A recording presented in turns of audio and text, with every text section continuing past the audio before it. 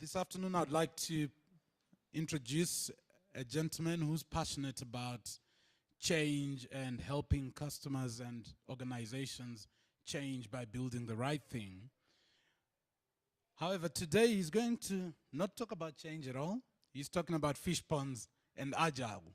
Ladies and gentlemen, let's give it up and welcome Dillon Weyer.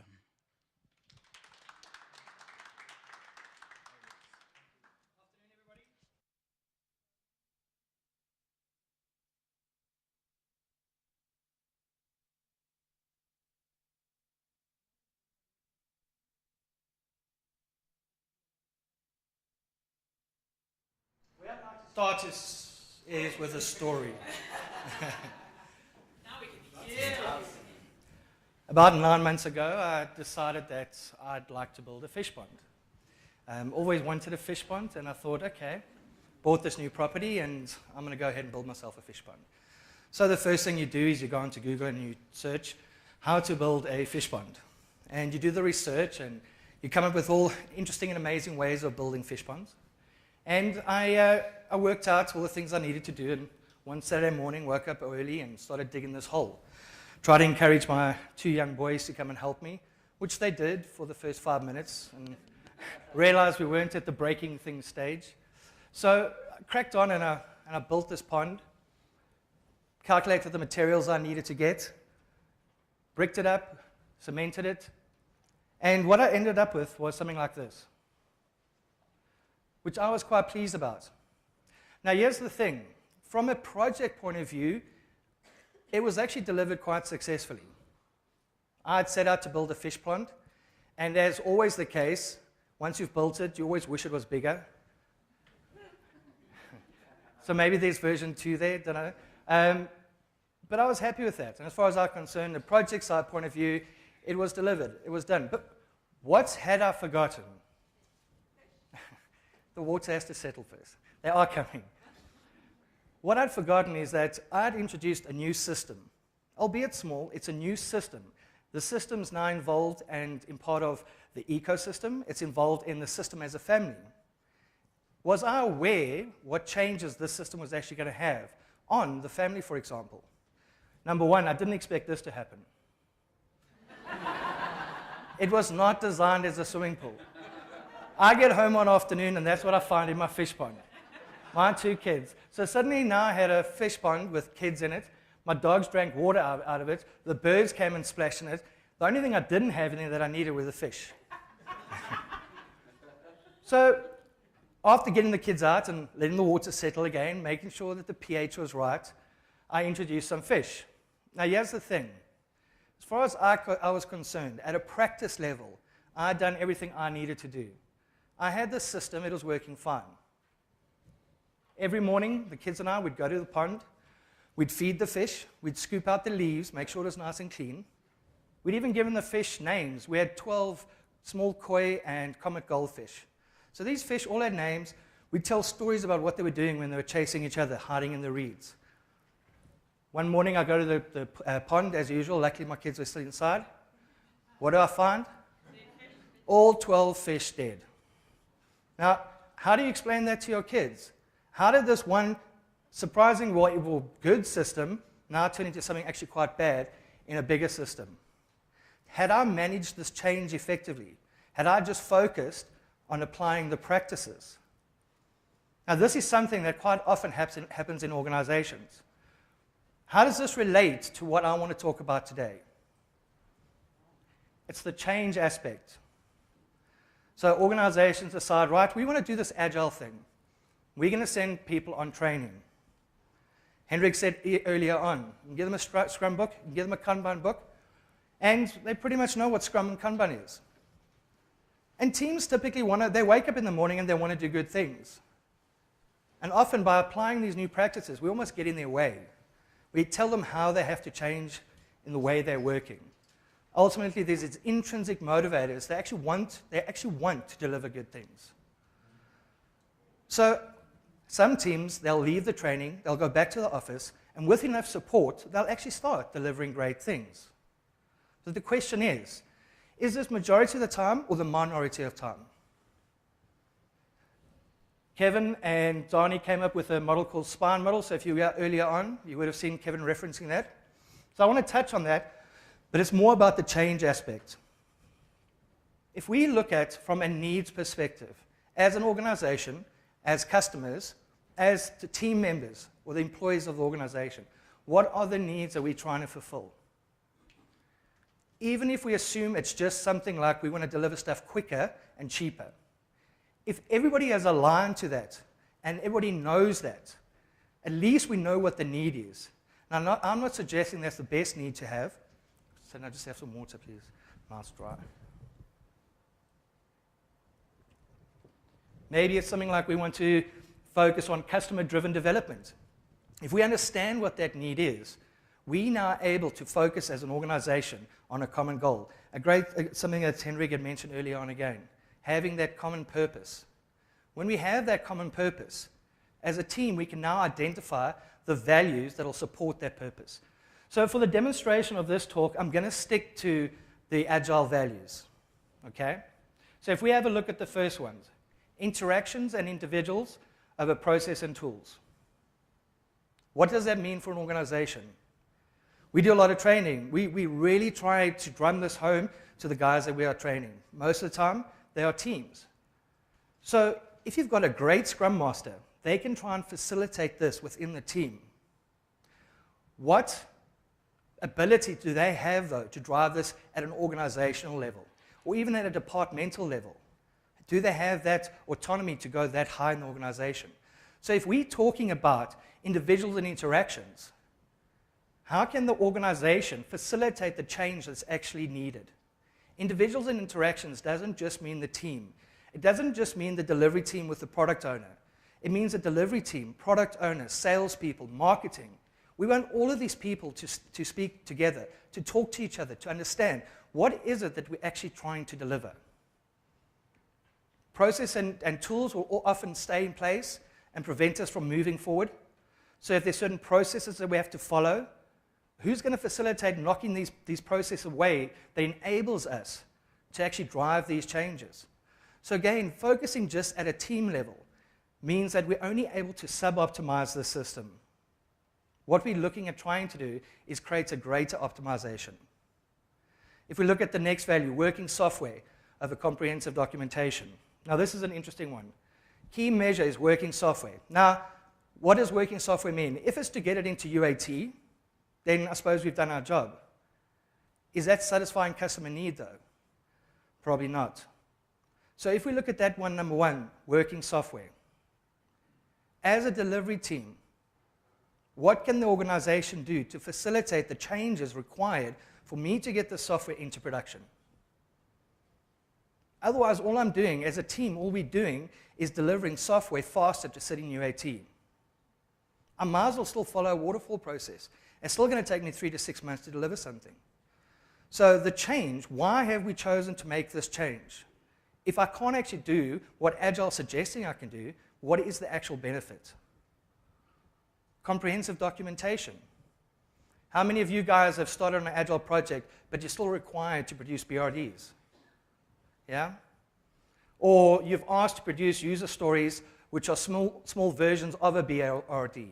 The understanding isn't there. Does business understand how we are changing, how we're actually going to gather these requirements? It's not about spending X amount of time trying to come up with a perfect scope. We know, we've done this hundreds of times. It doesn't work. We want to be flexible to change. We want that feedback from our customers. So creating this comprehensive documentation isn't something that's going to assist us with that.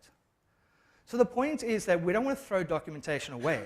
We want to make sure that it's valid. If it's not valid, we need to question why are we still doing it this way. Customer collaboration over contract negotiation. So how are we now going to interact with our customers? How are we going to negotiate with them? We want to collaborate with our customers. We want to invite them and say, we're not going to ask you to sign in blood the requirements that you need over the next 12 months. Damn, we don't even know, you don't even know what you want tomorrow, yet we're going to force you to sign this document saying that this is what I want in the next 12 months. Instead, what we want to do is change. We want to change the way we contract with the business, with the customers. This isn't the department that we are delivering software for. Who's our customer? It's the end user of our product. Again, this is something we need to help business change with. We are not delivering a piece of software for customer services department to use. We're delivering a piece of software for customers to delight the customers with.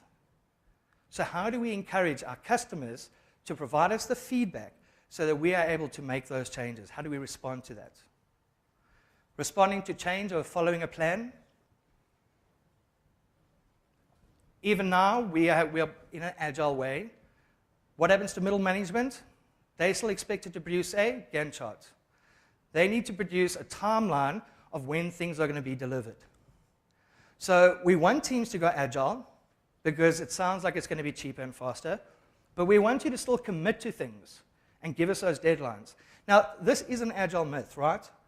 It's not saying that if we're running Scrum or Kanban, we can't commit to a date. All we're saying is the way we're going to do it is slightly differently.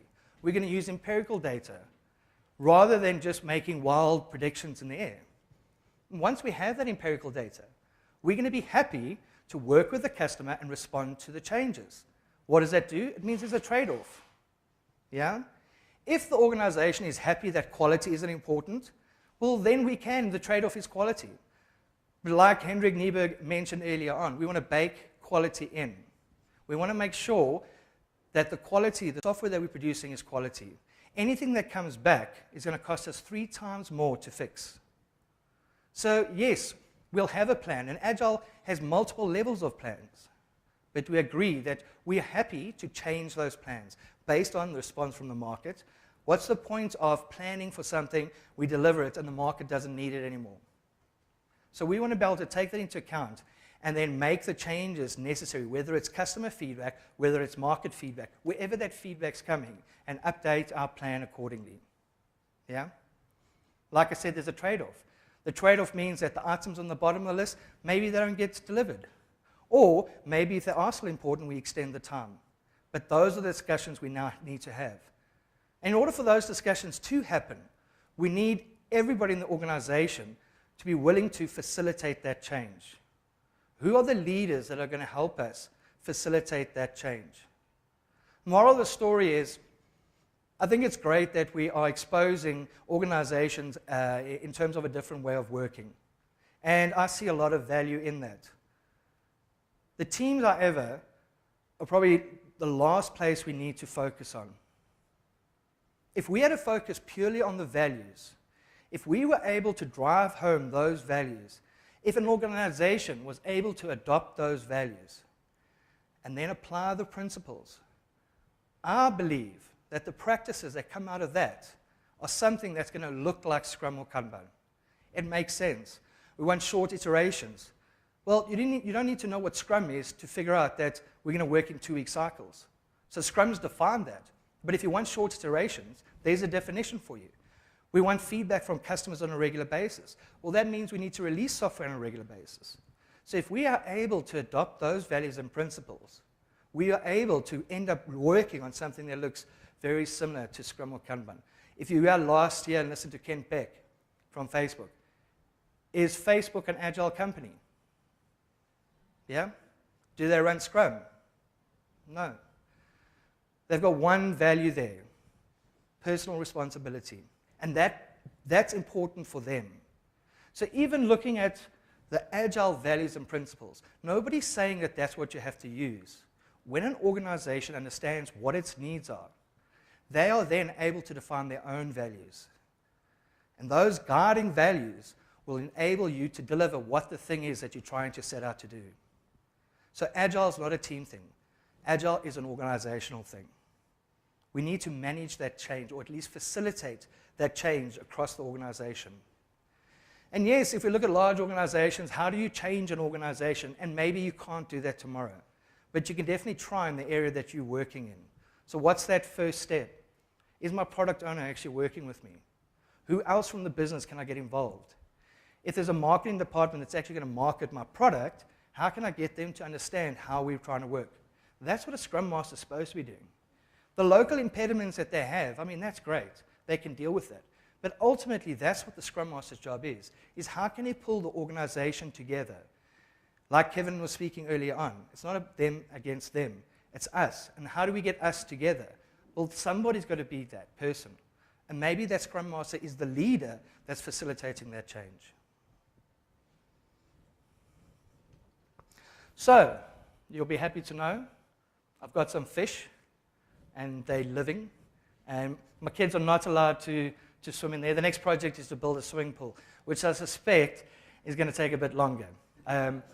But yeah, well, actually, the idea is to have the water filtered through the pond. It's like this new hippie idea. Going to give that a try. And yeah, we're going to get plastic ones. So the moral of the story is what not the moral, but what I learned from building this pond is by doing it in isolation. By that I mean, this was something I wanted to do. Did my family understand what it is that I wanted to achieve, and how did I help them understand the changes that I needed to make within the family? This is small stuff, like my schedule would need to change. What would happen if the fish died? If we go on holiday, who's going to feed my fish? So the thing is, I learned a lot from this. What can organizations learn from them? And are they learning from this? Something that got me thinking is when Hendrik spoke about having larger retrospectives. We need to learn as an organization. It's great that teams learn. That's fantastic. But how are we going to learn as an organization? Somebody has to facilitate that change.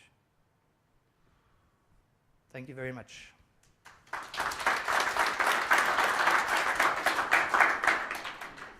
Well, thank you, Dillon, for a great talk. Any questions? How many fish do you have? At the moment, 16, but they're really small ones. So I ran an experiment. I bought 2 to see if they'd survive. And then I slowly start topping them up. How long have you been alive? No, they've been alive for about 4 months now. So it's good going. All right.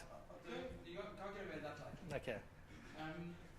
You've got a team that's running, they're doing what they do day in, day out. How do you initiate this change you talk about? How do you initiate a team to behave differently without foisting change on them? On the team themselves. Yeah, and what are some of the examples you might do? You've worked closely with some of the teams that you have. So let's go back to the spine model. Yeah. What is the team's need to change? Did they ever have a need to change? They probably don't think so. Okay, so now they've been told to change, right? So a Scrum Master or coach in that area can now try and understand, well, how is this change affecting you, and who do I need to speak to facilitate these changes? So it's fine that we're changing, but what's the need to change? And once we understand that, so if the team don't suggest or don't identify this as the way to move forward, if the business has a need, i.e. we want to deliver smaller increments to our customers, the team can come up with that solution. So here's the thing. An organization wants to do something. They come up with a solution, but they don't actually know what the problem is. So Agile isn't that solution necessarily.